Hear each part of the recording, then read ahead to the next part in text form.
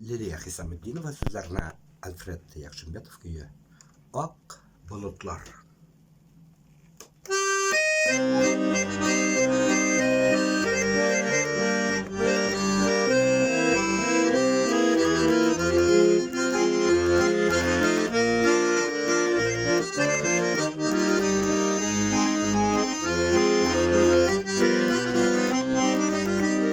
Siz qaysı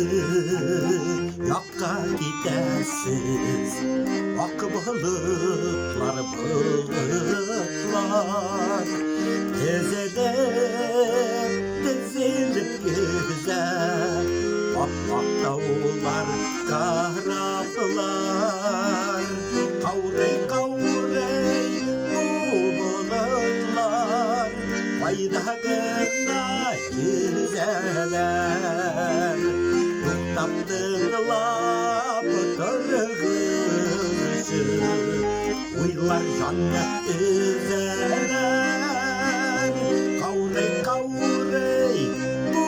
bulutlar Fayda gına güzeller Tuktaptırlap tırgışı Uylar canlı güzeller Bulutlar bağırda bağır Tuktaptırılamaz ildi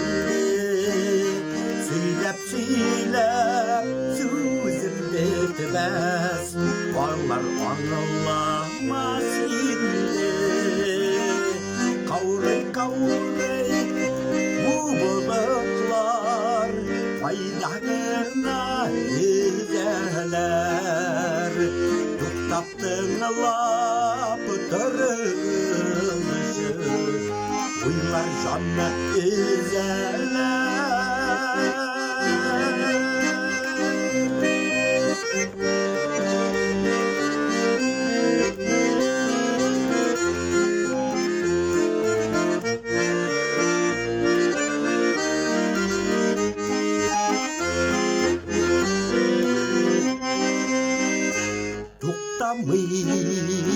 Bağada bağa